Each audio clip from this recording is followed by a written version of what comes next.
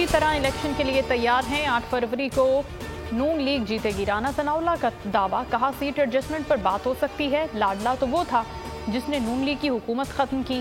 क्या लंदन में बैठकर किसी ने मजबूर किया कि तकरीरें करो? गिरफ्तारी न देने का फैसला किसके कहने पर किया आपने?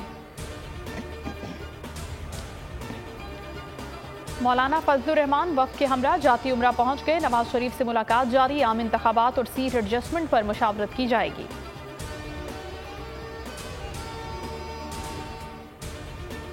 इंट्रा पार्टी इलेक्शन के नाम पर ड्रामा किया गया। अकबर असबाबर कहते हैं पार्टी के लिए बल्ले का निशान रखना मुश्किल हो जाएगा। शफाफ इंट्रा पार्टी इलेक्शन के लिए कमीशन तश्कील देने का मुतालबा। वीडियो पैगाम में कहा कि पार्टी आइन के मुताबिक वोटर लिस्ट फराहम की जाए। इलेक्शन कमीशन को 2 दिन में फंड जारी कर देंगे। सेक्रेटरी खजाना इमदादुल्लाह बोसाल ने चीफ इलेक्शन कमिश्नर को यकीन दहानी करा दी।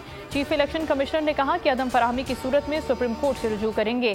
फंड की मौजूदा सूरत हाल पर निगरान वजीर आजम को खत लिखने का फैसला।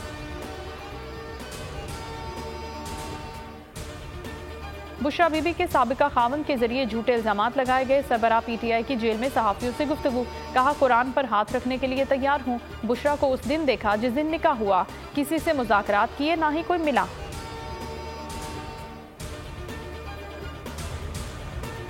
IMF से मुज़ाकरात मुस्बत अंदाज में हुए। कर्ज की आखिरी किस्त के लिए वक्त से पहले बातचीत शुरू हो गई।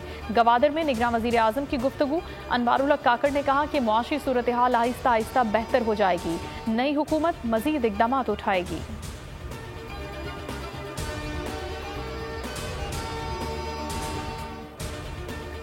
4 लाख से ज्यादा गैर कानूनी गैर मुल्कियों को वापस भेज दिया। निगरान वजीर इत्तलात बलोचिस्तान जाना जगजई का अफगानिस्तान से उसकी अंदरूनी और बैरूनी पॉलिसियों पर नजरसानी करने का मुतालबा।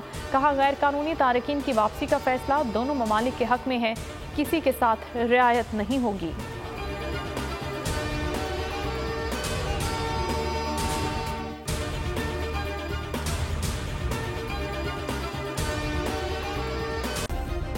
सब्सक्राइब करें और बेल दबाएं ताकि कोई खबर रह न जाए।